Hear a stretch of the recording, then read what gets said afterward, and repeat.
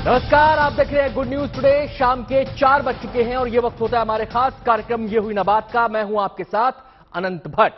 बात ऐसी हो जो सीधे आप तक पहुंचे, मुद्दे ऐसे हो जो सीधे आपसे जुड़े हों। अक्सर खबरों के शोर में हमारे आपके काम की बातें पीछे छूट जाती हैं, कुछ बदलने की हमारी कोशिशें अधूरी रह जाती हैं। तो नए अंदाज में कुछ कहने, कुछ सुनने और बहुत कुछ समझने की करेंगे कोशिश।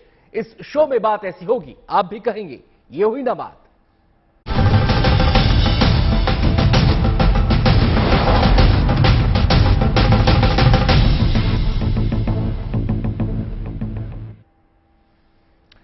देश की टॉप यूनिवर्सिटी में कौन नहीं पढ़ना चाहता, कौन नहीं चाहता कि मैनेजमेंट की पढ़ाई करके वो करोड़ों का पैकेज ले। लेकिन अक्सर ये सवाल छात्रों के जहन में होता है कि कौन सा कॉलेज हिट है और कौन सा कॉलेज उनके करियर के लिए फिट है। फिलहाल NIRF की लिस्ट आ चुकी है, टॉप कॉलेजों के नाम सामने हैं। ऐसे में सवाल है, यूनिवर्सिटी को परखने का NIRF का पैमाना कितना सटीक है और क्या हमारे टॉप संस्थान दुनिया के टॉप संस्थानों से मुकाबले को तैयार है। तमाम पहलुओं पर आज विस्तार से हम चर्चा करेंगे।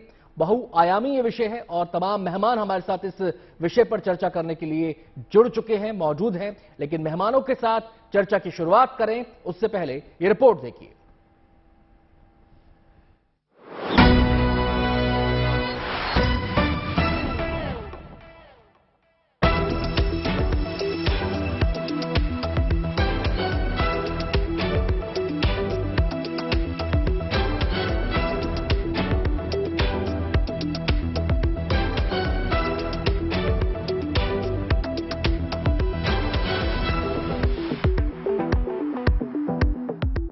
यूनिवर्सिटी में दाखिलों से पहले विश्वविद्यालय और कॉलेज का वो रिजल्ट आया है जिसका इंतजार कॉलेज जाने वाले हर छात्र को होता है। कौन सा इंजीनियरिंग कॉलेज देश में टॉप पर है, कहाँ की मेडिकल पढ़ाई शानदार है और मैनेजमेंट का वो कौन सा कॉलेज है जो बाकियों से कोसों आगे है। इसकी लिस्ट NIRF ने जारी कर दी है। इस लिस्ट में वैसे तो तमाम कॉलेज हैं, लेकिन जो टॉप पर हैं वहाँ के छात्र खुशियों के 7वें आसमान पर हैं। मिरांडा हाउस सभी का एक ड्रीम कॉलेज रहा है एंड होना भी चाहिए। और हम लोग अभी जैसे मेरी दोस्त ने बताया कि हम 6 वीक के लिए यहाँ से इंटर्नशिप करेंगे। So Miranda House has given like so much opportunity, you know. हमें बहुत ज़्यादा ऑनरेबल महसूस होता है कि लाइक हम DU में पढ़ते हैं। एंड काफ़ी उन स्टूडेंट्स को बोलना चाहूँगी कि DU सच में बहुत अच्छा है as a quality of education. बहुत अच्छा लगता है लाइक ये सुन के। And I think the most important thing that could lead to that position of Miranda House are the teachers. 2015 से पहले हिंदुस्तान के बड़े से बड़े संस्थान ग्लोबल रैंकिंग के आसरे थे, चाहे वो QS वर्ल्ड यूनिवर्सिटी रैंकिंग रही हो या टाइम्स हायर एजुकेशन रैंकिंग। इन्होंने भारतीय संस्थानों को हमेशा कुछ चुनिंदा लोगों के परसेप्शन के आधार पर ही परखा। लिहाजा देश की यूनिवर्सिटी को आंकने के लिए सरकार ने अपने पैरामीटर तय किए और उसी के बाद से देश के संस्थानों की रैंकिंग NIRF हर साल जारी करता है। NIRF की जो रैंकिंग्स हैं एक स्ट्रक्चर्ड सिस्टम है। देखिए, पहले क्या होता था, जैसे मैं करियर काउंसलिंग में मुझे 23 इयर्स हो गए हैं, तो आज से अगर मैं 20 साल पहले की बात करूं तो हियर से मतलब कोई बोलता है कि ये वाला कॉलेज अच्छा है, ये अच्छा है, तो आपका उसमें था। जैसे अगर आप नोटिस करेंगे, Bhaskaracharya college of applied sciences की अच्छी रैंक है, लेकिन बहुत सारे लोग जनरली शायद पहचानेंगे नहीं कि अरे भास्कराचार्य कहाँ पर है। So it's a part of Delhi university और अप्लाइड साइंसेज के लिए काफ़ी अच्छा कॉलेज है। तो इसलिए रैंकिंग से क्या होता है, एक स्ट्रक्चर्ड वे में सिलेक्ट पैरामीटर्स पर कॉलेजेस को रैंक किया गया है। आप इनफैक्ट डिटेल्स देख सकते हैं। इस साल एक बार फिर NIRF रैंकिंग में उन्हीं इंस्टीट्यूट का दबदबा है जिनकी धमक हाल के सालों से नजर आती रही है।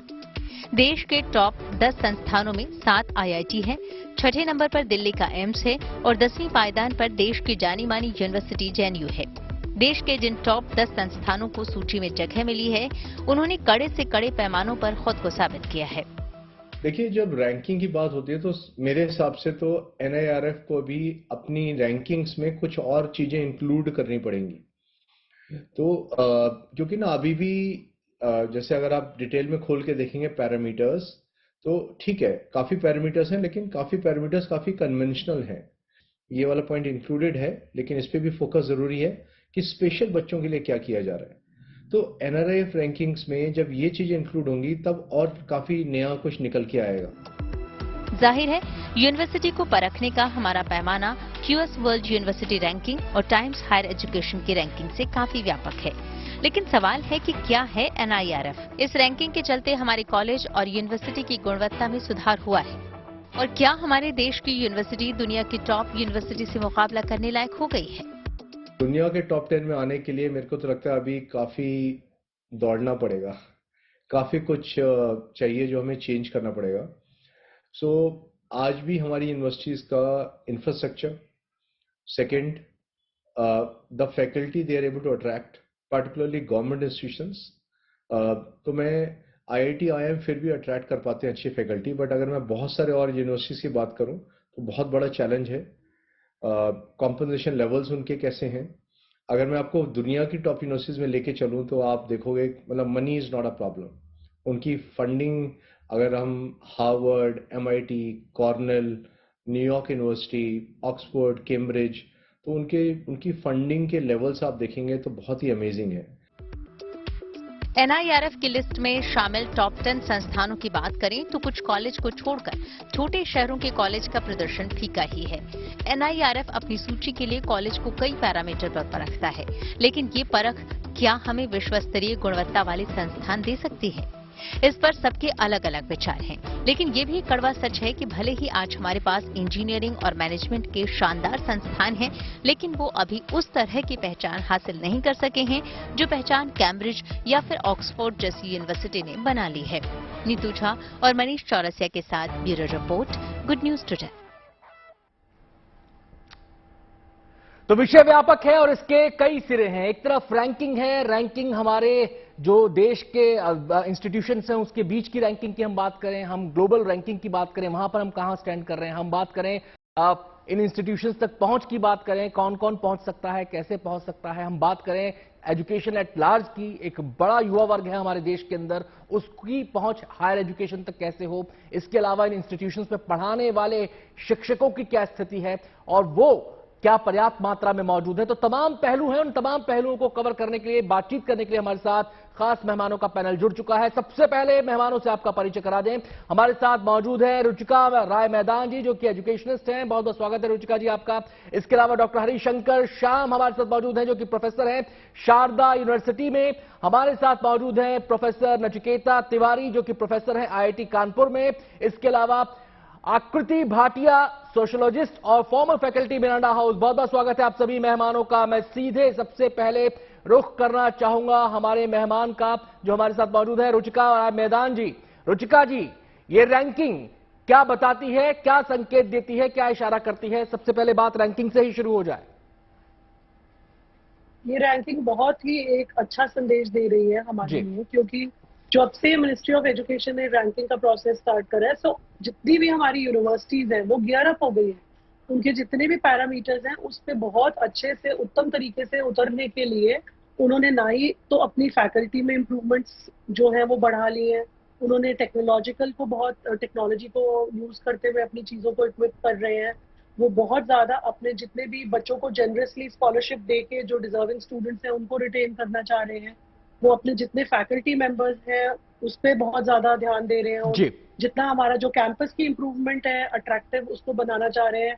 जितनी भी वो मैक्सिमम चीजें जिन पैरामीटर्स पे उनको तोला जा रहा है, नापा जा रहा है, ताकि जो भी बेहतर हो वो एजुकेशन के लिए बेहतर हो, हमारे अपने फ्यूचर जनरेशन के लिए बेहतर हो, वो उन सब पे लगे हुए हैं कि हम निरंतर प्रयास करते रहें और उस पर बढ़ते चले जाएं और वो बहुत अच्छा अपनी परफॉर्मेंस को डे बाय डे इम्प्रूवमेंट्स में लगे। जी रुचिका जी, आपके पास लौटूंगा, मैं सीधा रुक करूंगा। हमारे साथ इस समय प्रोफेसर नचिकेता भी मौजूद हैं, जो कि IIT कानपुर में प्रोफेसर हैं। नचिकेता जी, जैसे कि रुचिका जी ने शुरुआत में कहा कि ये रैंकिंग एक स्वस्थ प्रतिस्पर्धा को जन्म देती है और तमाम इंस्टीट्यूशंस को इस बात के लिए प्रेरित करती है कि वो अपनी फैकल्टी को बेहतर करें, अपने इंस्टीट्यूशन को और सुविधाओं से लैस करें, जिससे कि वो इस रेस में आगे निकल सके। लेकिन अगर रैंकिंग के इतिहास को देखें तो लगता है कि कुछ इंस्टीट्यूशंस स्टैटिक हो गए हैं उन पैरामीटर्स के ऊपर, वैसा प्रयास क्या बाकी इंस्टीट्यूशंस नहीं कर पा रहे हैं? और अगर वो अपनी रैंकिंग नहीं बढ़ा पा रहे हैं तो उनके मार्ग की बाधाएं आप कौन सी देखते हैं? देखिए, पहली बात तो मैं ये कहना चाहूंगा कि ये जो रैंकिंग का जो सिस्टम भारत सरकार ने इंट्रोड्यूस किया है, ये अपेक्षाकृत नया सिस्टम है। कुछ पिछले 4-5 वर्षों से 2015 में शुरू हुआ जी। हाँ, तो तब से शुरू हुआ है, तो ये बहुत ज्यादा समय नहीं लगा है जी। लेकिन ये पहली बार भारत के इतिहास में ये प्रक्रिया आरंभ हुई कि विभिन्न जो शैक्षणिक संस्थान हैं उनकी गुणवत्ता को किस प्रकार ऑब्जेक्टिव तरीके से इवेल्युएट किया जा सके और कंपेयर किया जा सके। उसके पहले क्या होता था कि लोग सुनी सुनाई बातों पर कि ये फलानी यूनिवर्सिटी अच्छी है, इसमें अच्छा है, and so on and so fourth, उस हिसाब से लोग मतलब कहते थे, कुछ सही था कुछ गलत था। Now they have introduced a formal way of evaluating universities और उसमें जो प्रक्रिया है वो काफी ट्रांसपेरेंट है, क्लीन है। उसमें मोटे मोटे 5-6 बकेट्स हैं पैरामीटर्स के, करीब 14-15 कुल पैरामीटर्स हैं। पहला पैरामीटर है टीचिंग से संबंधित, तो उसका भी वजन दिया हुआ है, 30% वेट है। दूसरा है कि कितना अच्छा रिसर्च होता है, और उस रिसर्च वाले कैटेगरी में भी 4 अलग पैरामीटर्स हैं, उसका कुछ वेट दिया है। फिर आपकी जो स्टूडेंट्स के प्रति आउटरीच है, कितने प्रकार के इंटरनेशनल स्टूडेंट्स ला रहे हैं, नहीं ला रहे हैं, so on and so fourth, that is the third area. और चौथा है इंक्लूजन से संबंधित, और पांचवा है कि आपके जो कलीग्स हैं वो आपको कैसा मानते हैं जी। तो ये 5 मोटे मोटे बकेट्स हैं जिसमें करीब 14-15 पैरामीटर्स हैं, और वो सबको पता है कि इनके पैरामीटर्स के आधार पर रैंकिंग होगी। और तो अब हर विश्वविद्यालय को या शिक्षण संस्थान को एक तरीका पता है, और क्योंकि आजकल कंपटीशन का युग है, एवरी यूनिवर्सिटी और every college wants to become better than others, तो वो एक प्रतिस्पर्धा, पॉजिटिव प्रतिस्पर्धा की प्रक्रिया आरंभ हुई है। और इवन प्राइवेट संस्थानों में मैंने देखा है, उनके मैनेजमेंट से मैं बहुत बात किया हूं, तो वो लोग हमेशा प्रयास करते रहते हैं कि किसी प्रकार से उनका जो इंस्टीट्यूट है वो सुधरे। तो एक तो ये पक्ष हुआ, और इस पर इम्प्लीमेंट करने के लिए मैं आईआईटी कानपुर में पढ़ाता हूं, मुझे पता है कि हमारे आईआईटी कानपुर में भी, क्योंकि ना हम अभी इस वर्ष की एनआईआरएफ रैंक में 5वें पर हैं, तो इंटरनली भी चर्चा होती रहती है कि हम किस प्रकार और अच्छे हों, क्या पैरामीटर सुधारने, and so on and so fourth. तो ये and the same thing is happening in all सरकारी या गैर सरकारी शिक्षण संस्थान। नचिकेता जी, यहाँ पे लोग ये समझना जरूर चाहेंगे कि जब बात आईआईटी की आती है तो हमारे प्रीमियर इंजीनियरिंग इंस्टीट्यूशंस इनको कहा जाता है, तो लोगों का परसेप्शन ये है कि सभी आईआईटी तो एक जैसे हैं, तो ये फाइन बैलेंस, ये फाइन डिफरेंस क्या होता है जिसके आधार पर ये रैंकिंग ऊपर नीचे हो जाती है? हाँ, तो जैसे मैंने आपको बताया कि अब वो हर पैरामीटर पर मार्क्स असाइन किए जाते हैं किसी इंस्टीट्यूट को। हाँ, तो अब जैसे मैं बता रहा हूँ कि टीचिंग के ऊपर 30% मार्क्स, मतलब टोटल अगर आपको 100 नंबर लेने हैं तो 30 नंबर आपको टीचिंग से संबंधित। तो उसमें लिखा है, मैं एम जस्ट रीडिंग आउट, कि फैकल्टी स्टूडेंट रेशियो क्या है आपका, कंबाइंड मेट्रिक फॉर आपके कितने फैकल्टी जो हैं वो पीएचडी कितने हैं जी। तो अगर आपके एमटेक वाले पीएचडी हैं या मास्टर्स वाली डिग्री के पीएचडी हैं तो उसमें आपको कम मार्क्स मिलेंगे जी। आपकी लाइब्रेरी और लैब फैसिलिटीज कितनी अच्छी हैं तो उसके ऊपर आपको मार्क्स मिलते हैं। आपके स्पोर्ट्स और एक्स्ट्रा करिकुलर एक्टिविटीज में किस प्रकार है। तो इस प्रकार अब ये टीचिंग वाला एरिया, इसी प्रकार रिसर्च से संबंधित है, ग्रेजुएशन आउटकम्स से संबंधित है आदि। मैं आता हूं नचिकेता जी आपके पास। मैं आकृति जी का यहां पर रुख करना चाहूंगा। आकृति जी जो कि फॉर्मल फैकल्टी है मिरांडा हाउस की, सोशियोलॉजिस्ट हैं, और क्योंकि आप वहां से जुड़ी रही हैं तो आकृति जी आपको भी बधाइयां, या रैंकिंग में टॉप लिस्ट में एक बार फिर से मिरांडा हाउस कॉलेज शामिल है, और जो स्टूडेंट्स हैं कॉलेज के वो काफी खुश है इस बात को लेकर। लेकिन हम ये समझना चाह रहे हैं कि ये रैंकिंग स्टूडेंट्स के लिए किस तरीके से फायदेमंद होती है, इसका स्टूडेंट्स के आउटकम पर या उनकी परफॉर्मेंस पर कोई असर होता है, या फिर ये केवल एक ब्रांडिंग होती है? बिल्कुल, बहुत बहुत शुक्रिया आनंद जी, और बहुत प्राउड मोमेंट है सभी मिरांडियंस के लिए, स्टूडेंट्स के लिए। मैं वैसे बैचलर्स एसआरसीसी से मेरा इकोनॉमिक्स ऑनर्स हुआ है, फिर जेएनयू से मास्टर्स हुआ है, एक सेमेस्टर के लिए पीएचडी में मैं आईआईटी बॉम्बे में भी थी। तो जो प्रीमियर इंस्टीट्यूशंस हैं इंडिया में, खुशनसीबी रही है मेरी कि मैं उन सबसे जुड़ पाई हूं। तो एक तरह से गुणवत्ता डेफिनेटली स्टार्कली डिफरेंट होती है ऐसे इंस्टीट्यूशंस में, और ये सिर्फ ब्रांडिंग का मामला नहीं है जी। ये इसमें क्वालिटेटिव कहीं सारे फैक्टर्स होते हैं। एक मैंने जिन भी इंस्टीट्यूशंस का नाम लिया है, डीयू में खास तौर पे और जेएनयू में और भी ज्यादा, एक इंक्लूसिव इंक्लूसिविटी का कल्चर है। तो इंक्लूसिविटी के कल्चर में क्या होता है कि तमाम स्टूडेंट्स किसी भी बैकग्राउंड से आ रहे हैं, रिमोट एरिया से या कहीं से भी आ रहे हैं, उनको एक कॉन्फिडेंस मिलता है और पार्टिसिपेट करते हैं वो कई सारी चीजों में, एक्स्ट्रा करिकुलर एक्टिविटीज में, और इवन एकेडमिकली एक्सीलेंस प्रूव करने का उन्हें मौका मिलता है। और दूसरी बात यह कि आपने पूछा कि क्या प्रभाव होता है जब आप कॉलेजेस का चयन करते हैं, तो ये टॉप एस्पिरेशनल कॉलेजेस और इंस्टीट्यूशंस बनते ही है। जब आप अपना 12th क्लियर करते हैं तो तमाम एंट्रेंसेस भी चल रहे हैं, लेकिन ये इंस्टीट्यूशंस पे खास तौर पे नजर रहती है। दूसरा, इन सब इंस्टीट्यूशंस की खासियत ये है कि ये पब्लिक इंस्टीट्यूशंस है, इस बात को मानना जरूरी है। हमारे न्यू एजुकेशन पॉलिसी में भी बोला गया है कि 6% का जो एलोकेशन है बजट का वो एजुकेशन पे होना चाहिए, और हम कई सालों से देख रहे हैं कि 2.9 पे ये सुई अटकी हुई है। तो अभी भी बहुत बड़ा स्कोप है कि किस तरीके से बेहतरी हो सकती है। 2-3 और उदाहरण भी है जी। अगर मैं रैंकिंग की बात करूं तो डेफिनेटली बहुत सारे ऐसे फैक्टर्स हैं, जैसे प्रोफेसर नचिकेता जी ने भी समझाया कि क्या क्या वो पैरामीटर्स होते हैं, पर उसमें भी अभी जैसे मेरी जो सीनियर मोस्ट सोशियोलॉजी के डिपार्टमेंट में प्रोफेसर रीमा भाटिया जी हैं, उनसे बात हो रही थी, तो रैंकिंग में जो मिरांडा में भी अगर देखा जाए, कहीं पे भी एक तरह से हार्ड जो फैक्ट्स है उस पर अभी भी ज्यादा एम्फोसिस है, जैसे कि आपके ग्रांट्स कितने आए हैं प्रोजेक्ट्स में, कितना इंफ्रास्ट्रक्चर है और इक्विपमेंट्स कितने हैं। जो एक जैसे क्यूएस रैंकिंग और ग्लोबल रैंकिंग्स की जब बात करें तो उसमें बहुत सारे क्वालिटेटिव फैक्टर्स और सॉफ्ट फैक्टर्स भी बहुत मायने रखते हैं। चलिए मैं आता हूं आकृति जी आपके पास। मैं इस समय सीधे रुख करना चाहूंगा हरिशंकर जी का। प्रोफेसर हरिशंकर हमारे साथ मौजूद हैं। प्रोफेसर साहब, बात यहां पर हो रही है इंस्टीट्यूशंस की, तो एक बात यहां पर उभरकर सामने आई है कि जो रैंकिंग में आने में कामयाब रहे, जो टॉप लिस्ट में आने में कामयाब रहे, उनमें से मैक्सिमम पब्लिक सेक्टर के इंस्टीट्यूशंस हैं। लेकिन अब जो हमारी हायर एजुकेशन है, हमारी जो स्कूल एजुकेशन है, उसमें पब्लिक प्राइवेट दोनों पैरेलल एक साथ चल रहे हैं। यहां पर इस रैंकिंग के हिसाब से अगर देखा जाए, उस परसेप्शन के हिसाब से अगर देखा जाए, तो जो प्राइवेट हायर इंस्टीट्यूशंस हैं उनको आप उनकी कहां स्टैंडिंग आप पाते हैं? आप देखिए डिबेट रूप में डेफिनेटली मैं प्राइवेट संस्थान की बात जरूर करूंगा जी। अगर आप देखिए इसे नायरफ रैंकिंग में, तो टॉप 100 में 39 प्राइवेट इंस्टीट्यूट्स हैं जी। तो ऑलमोस्ट आप देखिए 39% आपके पास प्राइवेट इंस्टीट्यूट उसमें है जी। और मजे की बात है कि अगर मैं छोटा सैंपल लूं, मैं पहले 10 देखूं, पहले 10 में भी 3 प्राइवेट हैं। तो जो ये शो कर रहा है कि जो आपकी प्राइवेट यूनिवर्सिटीज हैं उनकी भी गुणवत्ता काफी स्ट्रांग हो रही है और उनका रोल भी बहुत अच्छा हो रहा है। अगर आप इनके पैरामीटर्स देखें, इनके पैरामीटर्स में सबसे अच्छी चीज क्या है, अगर आप इसका दूसरा पैरामीटर दे, वो बात करता है रिसर्च की, वो बात करता है पब्लिकेशंस की, वो बात करता है कंसल्टेंसी की। कंसल्टेंसी जो कि एक बहुत ही इंपॉर्टेंट एस्पेक्ट है कि एक प्राइवेट यूनिवर्सिटी जो हायर एजुकेशन दे रही है और हायर एजुकेशन में उसका रिसोर्स इंडस्ट्री के साथ कितना जुड़ा हुआ है जी। इंडस्ट्री के साथ अगर वो जुड़ता है तो कहीं ना कहीं क्वालिटी आपको उस शिक्षण संस्थान में भी दिखेगा।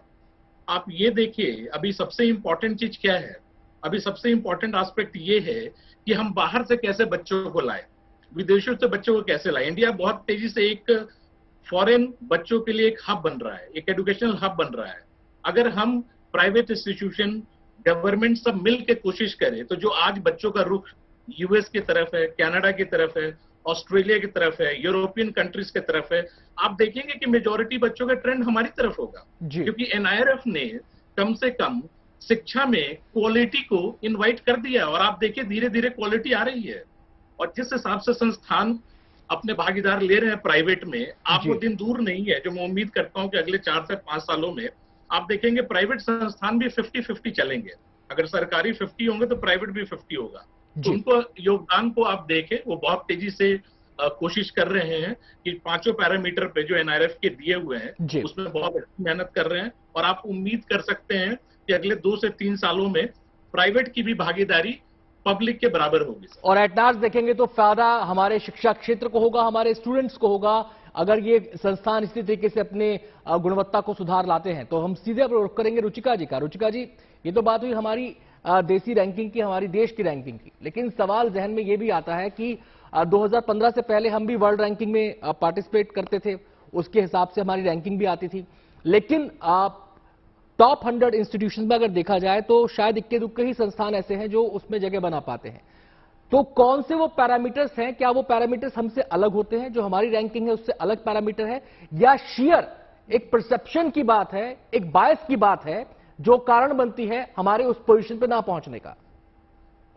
बिल्कुल सही जो आप बात कर रहे हैं। सबसे इंपॉर्टेंटली जो परसेप्शन ये है कि ऑक्सफोर्ड है, हार्वर्ड है, कैम्ब्रिज है, बट कहीं पर वो परसेप्शन को चेंज करने के लिए जो हमारी ये कमी रह गई है वो है कोलैबोरेशंस, वो है हमारी इस चीजों को बहुत ज्यादा आगे प्लेटफॉर्म पे इंटरनेशनल विजिबिलिटी करना। अगर वो विजिबिलिटी हमारी स्टार्ट हो जाती है, वो रेपुटेशन ऑलरेडी वी हैव, ये नहीं है कि Indian universities are not doing wondrous job, they are, but हमें उस रेपुटेशन को विजिबल करना है इंटरनेशनल लेवल पे। ग्लोबली हम लोगों को जो अपनी साइटेशंस हैं, जो हमारी रिसर्च आउटपुट्स हैं, उसकी मैक्सिमम पब्लिशिंग जो है वो हमें टॉप जर्नल्स में करने की बहुत ज्यादा आवश्यकता लगती है जी। और जो फंडिंग है, जो एंडोमेंट्स जो है हमारी सिर्फ गवर्नमेंट की तरफ से हैं, जबकि आप फॉरेन यूनिवर्सिटीज लाइक हार्वर्ड देखेंगे, आप ऑक्सफोर्ड देखेंगे, वहां पे उनको जो फंडिंग आती है वो बाहर से भी बहुत जगह से उनको फंडिंग अवेलेबल है। हमारे को इंडस्ट्रीज को लाना यहाँ पे बहुत जरूरी है। हम इतना ग्लोबली रिच कंट्री होने के बाद भी हमने अपनी जितनी इंडस्ट्रीज की इन्वॉल्वमेंट है वो बढ़ानी है। जो हमारी फैकल्टी मेंबर्स हैं, उन टॉप फैकल्टी मेंबर्स को रिटेन करने के लिए कि वो हमारे पास रहें। जो टॉप रैंकर्स बच्चे हैं वो कहीं बाहर ना जाएं, जो टॉप रैंकर्स फैकल्टी है वो बाहर ना जाए। सिर्फ ये ही कुछ 5-6 चीजें हैं जिनकी कमी रहेगी। अब आप बात करें न्यू एजुकेशन पॉलिसी, 10 साल पहले अगर हम बात करें तो रिसर्च से रिलेटेड ही नहीं था उसमें कुछ भी, और अब आप बात करें तो we are everything from classes nursery to 12th if I talk, हम सब रिसर्च ओरिएंटेड प्रोजेक्ट्स कर रहे हैं, सारी फील्ड्स में उतर रहे हैं, और हम अपने स्कूली बच्चों को भी उतने लेवल पे लाते हैं कि जब वो ग्रेजुएट्स होने के लिए आगे अपनी हायर एजुकेशन में जाते हैं तो वो रिसर्च बहुत अच्छी कर सकते हैं।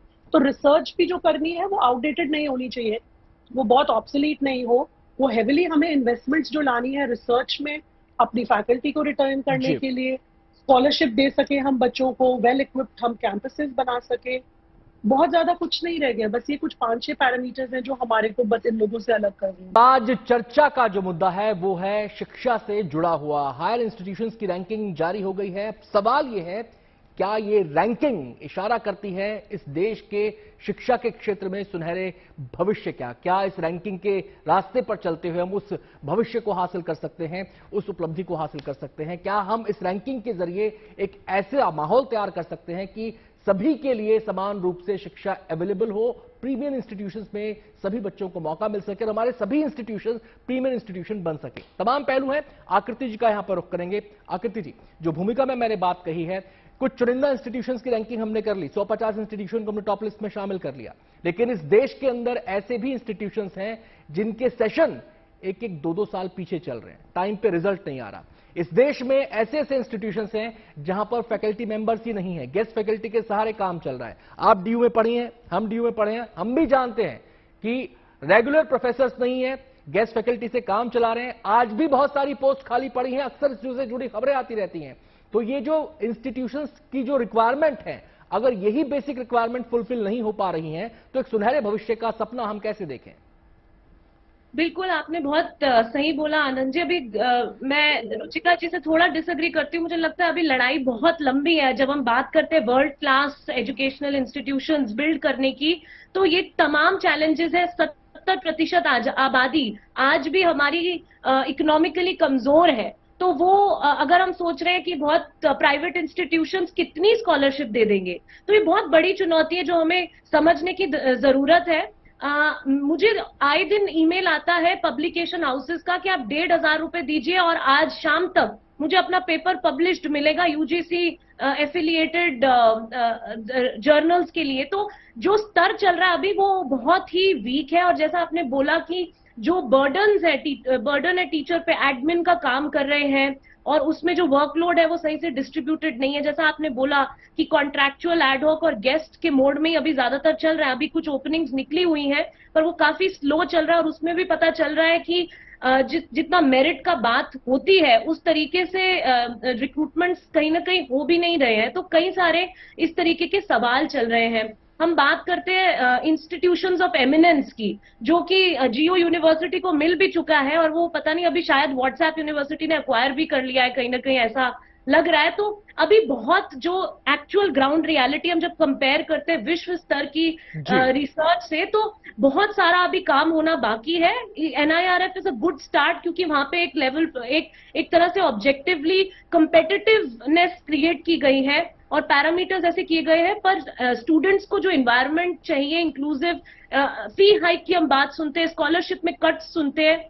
तो जो मैंने बोला कि GDP का जो एलोकेशन है एजुकेशन पे, वो सबसे पहले बढ़ना चाहिए। पब्लिक इंस्टीट्यूशंस को स्ट्रेंथन करना चाहिए, टीचर्स और स्टूडेंट्स को एक बहुत अच्छा एनवायरनमेंट मिलना चाहिए, और रिसर्च और इन सभी तमाम चीजों में हम बहुत जल्दी रिजल्ट्स देखने लगेंगे अगर इसको स्ट्रेंथन करने से शुरुआत। मैं प्रोफेसर नचिकेता जी का यहां पर रुख करना चाहूंगा। नचिकेता जी, जब बात आती है एजुकेशन की तो बात फंड्स की भी आती है। हम एक वेलफेयर स्टेट हैं, हमारा संविधान हमें वेलफेयर स्टेट बनाता है, और वेलफेयर स्टेट होने के नाते हमारी कोशिश ये है स्टेट की कि शिक्षा सबको मिले, समान रूप से मिले, अच्छी शिक्षा सब तक पहुंचे, चाहे वो स्कूल की हो, चाहे वो हायर एजुकेशन की हो। लेकिन जब बात आती है शिक्षा की तो बात आती है फंड्स की। जब बात आती है फंड्स की तो एक सिरा जाता है फी की तरफ, एक सिरा जाता है फैकल्टी पेमेंट की तरफ, एक सिरा जाता है इंफ्रास्ट्रक्चर की तरफ, एक सिरा जाता है रिसर्च के लिए फंड्स की तरफ। अब ये तमाम सिरे हैं फंड से जुड़े हुए। मैं केवल फी की और फैकल्टी की ही बात कर लेता हूं।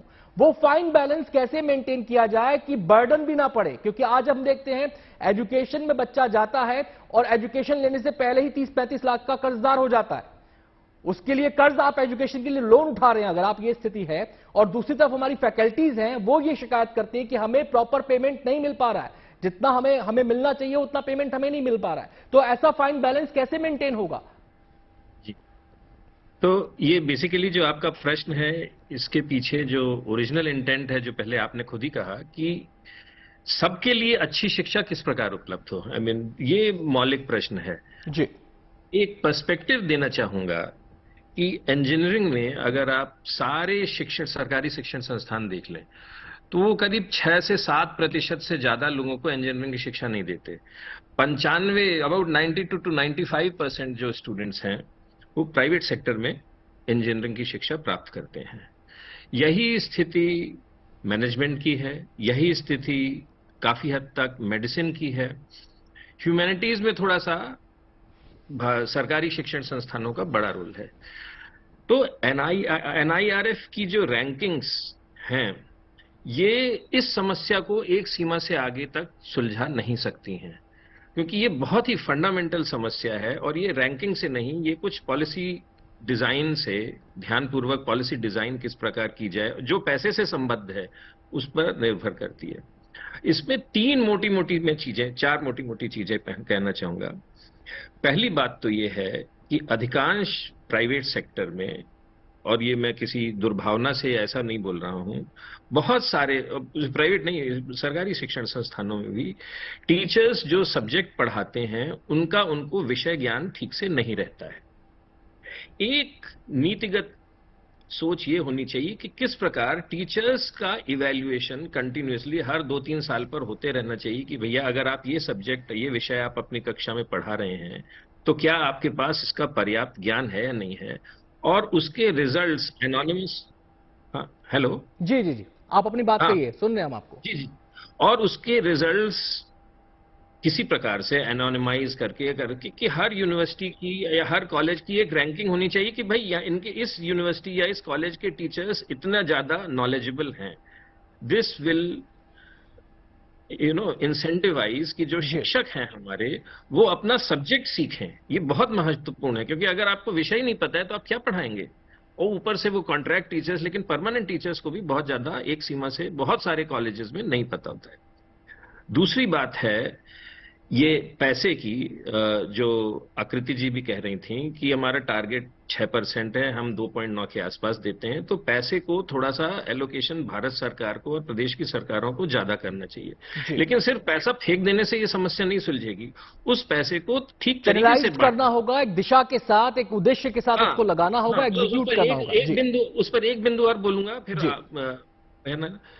वो पैसा बड़े स्तर पर, क्योंकि ये हम डेमोक्रेसी हैं और हमारे यहाँ बहुत बड़ी संख्या में गरीब लोग हैं जी, तो हमें बहुत बड़ी संख्या में स्टूडेंट्स को छात्रवृत्ति देनी चाहिए, चाहे वो सरकारी स्कूल में पढ़ें चाहे वो प्राइवेट। स्कूल में पढ़ें, उनको देनी चाहिए और उनके पास ये फ्लेक्सिबिलिटी होनी चाहिए कि वो जहां जाना चाहें वहां पढ़ सकें।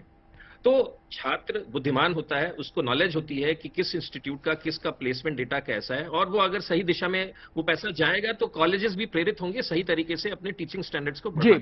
हरिशंकर जी, मैं जब क्योंकि हम बात कर रहे हैं एजुकेशन की, तो एजुकेशन में भारत में पब्लिक भी है, प्राइवेट भी है, दोनों ही बात है। जब बात फंड्स की आती है तो चैलेंजेस प्राइवेट इंस्टीट्यूशंस के सामने क्या आते हैं? क्योंकि एक आम धारणा यह है कि प्राइवेट में जाओगे तो जेब कटेगी, ये एक आम धारणा है। मोटी फीस है, पब्लिक के मुकाबले वहां पे फीस लगभग डबल हो जाती है, ड्योड़ी हो जाती है, ये लोगों का काम परसेप्शन है। तो इस दिशा में अगर फंड्स के लिहाज से देखें तो आपके सामने क्या चैलेंज होता है? नहीं, देखिए फंड तो डेफिनेटली एक चैलेंज है। अगर आप देखें पब्लिक सेक्टर में जो काइंड ऑफ सैलरीज दे रहे हैं, अगर वो सेम सैलरी हमें प्राइवेट में भी देना है, और प्राइवेट में आप बहुत जगह देखें तो उससे ज्यादा सैलरी दे रहे हैं, तो अगर ये देना है और आपको पूरी संस्थान चलानी है, एक फैसिलिटी करनी है, तो उसके लिए फंड्स तो चाहिए। और फंड्स कहाँ से आएगा? फंड्स बच्चों के फीस से आएगा। लेकिन एक सबसे मजेदार बात ये है, अगर आप मेजॉरिटी टॉप इंस्टीट्यूशंस को देखें जो प्राइवेट में है, अगर बच्चा टैलेंटेड है, बच्चा इंटेलिजेंट है, एक अच्छे स्कोर के साथ आ रहा है, तो उसे स्कॉलरशिप मिलता है, और स्कॉलरशिप इतना अच्छा मिलता है कि आपको देखेंगे कहीं ना कहीं फीस, मैं ये तो नहीं कहता कि हाँ भाई पब्लिक के बराबर हो जाती है, बट फीस कहीं ना कहीं उसके रीच में आ जाती है, तो मेजॉरिटी ऐसे बच्चे पढ़ सकते हैं जी। बट साथ में आप ये देखिए कि अगर भारत सरकार अगर इनकरेज करे प्राइवेट संस्थानों को भी, जो कि वो इनकरेज कर रही है, वो ये पॉलिसी लेके आए कि अगर प्राइवेट संस्थान इन एरियाज में अच्छा करते हैं तो कुछ फंड का सपोर्ट उनको करना चालू करे, ताकि वो भी फीस को कंट्रोल में ला सके, फीस को मैनेज करे। और इस चैलेंज को एड्रेस करने का एक तो ये तरीका है। दूसरा तरीका ये है कि कहीं ना कहीं आप बहुत सारे प्राइवेट ऑर्गेनाइजेशंस हैं, जो बड़ी बड़ी कंपनियां हैं, वो भी इस सेक्टर में आ सकती हैं और किसी न किसी कैटेगरी में स्टूडेंट्स को स्पॉन्सर कर सकती हैं। तो मैं आता हूं आपके पास हरिशंकर जी। रुचिका जी का यहाँ पे मैं रुक करना चाहूँ। रुचिका जी, जो बात होती है जब इंटरनेशनल स्टैंडर्ड्स की, तो उसमें 2-3 फैक्टर्स और आ जाते हैं। उसमें यह आ जाता है कि आपका एक्सपोजर, फॉरेन स्टूडेंट्स का एक्सपोजर आपकी यूनिवर्सिटीज में कितना है, कितना उनका पार्टिसिपेशन है, क्योंकि ग्लोबल एक्सपोजर की जो आप बात कर रही थी वो उनके जरिए भी होगा, वो माउथ पब्लिसिटी उनके जरिए भी होगी। दूसरा, इंक्यूबेशन सेंटर्स क्या हमारी यूनिवर्सिटीज में पर्याप्त हैं। तीसरा, इंडस्ट्री इंटरेक्शन, ये कितना है। इन तीनों पैरामीटर्स पर अगर रखा जाए तो हमारे इंस्टीट्यूशंस को कहां पाते हैं आप? यहीं पे मैं आपको यही बात बताना चाह रही थी, इन क्षेत्रों में ही हमारे जो है काम करने की जरूरत है, क्योंकि अगर हम देखें तो अब बहुत ज्यादा हम यूनिवर्सिटीज में, कॉलेजेस में प्लेसमेंट्स लाए हैं, लेकिन फिर वही बात है कि ये उन जो रैंकिंग हायर है वहां पे आपको प्लेसमेंट्स हायर है, यानी कि वो बच्चों का वार्तालाप हमारी इंडियन इंडस्ट्रीज से भी हो रहा है, हमारी फॉरेन इंडस्ट्रीज से भी हो रहा है, और कोलैबोरेशंस में भी दे वांट कि आप इंटर्नशिप्स करने जा रहे हैं। लेकिन वही बात आती है, जिनके NIRF रैंकिंग अच्छी नहीं आई है, तो वहां पे यही कमियां रह रही हैं, जिसकी वजह से हम सारी यूनिवर्सिटीज को एक साथ रैंक अप नहीं लेकर आ पा रहे और उनको ऊपर नहीं उठा पा रहे। तो इन्हीं जगहों पे अगर हम अपनी वर्किंग को स्ट्रॉन्गर करते जाएंगे कि हमने कोलैबोरेशंस करनी है, और बहुत ज्यादा हमें इसको एडवर्टीजमेंट की तरह, जैसे हम आप कहते हैं कि मार्केटिंग, सो अगर हम अपनी यूनिवर्सिटीज की माउथ ऑफ वर्ड पब्लिसिटी, जो हम परसेप्शंस हैं, उसको फॉरेन कोलैबोरेशंस के साथ उसको इंक्रीज करें, और हमारे जो लोग हैं, चाहे वो हमारे स्टूडेंट्स हो, चाहे हमारे फॉरेनर्स हो, वो सारे हमारे फैकल्टी मेंबर्स के साथ उसका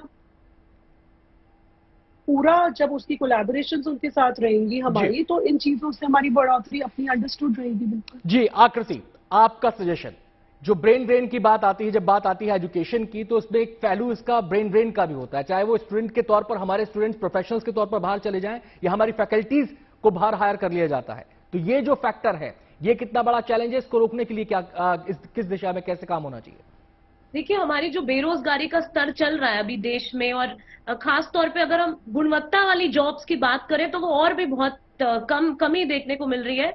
तो मुझे लगता है कि इंडस्ट्री से लिंक करना बहुत जरूरी है, अपॉर्चुनिटी से लिंक करना बहुत जरूरी है, public policy, organisational work, even social sector में बहुत सारी जॉब्स क्रिएट की जा सकती हैं और उससे लिंक किया जा सकता है। तो हैंड्स ऑन एक्सपीरियंस का जो एक्सपोजर है और क्रिएटिविटी को जो प्रमोट करने की जरूरत है, वो हमारे इंस्टीट्यूशंस में कहीं ना कहीं कम है। और जैसा आपने भी बोला कि नए नए स्टार्टअप्स, इंक्यूबेशन और कोलैबोरेटिव मेजर्स इसमें बहुत जरूरी है। पर मैं फिर से वही एक चीज दोहराना चाहूंगी अंत में, कि एजुकेशन को एक पब्लिक गुड की तरह देखना चाहिए, एक बिजनेस अपॉर्चुनिटी की तरह नहीं, क्योंकि इस वक्त वो एक खुद एक ह्यूमन डेवलपमेंट का स्रोत है, जो कि आगे एक इन्वेस्टमेंट की तरह है। अगर हम बच्चों की और उनकी शिक्षा पे और हेल्थ पे जब इन्वेस्ट करते हैं, तो वो देश के कहीं ना कहीं जीडीपी पे ही डायरेक्टली और उसकी एम्प्लॉयमेंट पे और तमाम जो इकोनॉमिक इंडिकेटर्स है, सोशल इंडिकेटर्स है, उसको डायरेक्टली कंट्रीब्यूट करता है। तो उसी पर हमें फोकस करने की जरूरत है। बहुत बहुत शुक्रिया आकृति जी। तमाम मेहमानों का बहुत बहुत शुक्रिया हमारे साथ इस चर्चा में शामिल होने के लिए। समय की कमी है, वरना विषय और ज्यादा इस पर बात हो सकती थी, लेकिन आज बस इतना ही।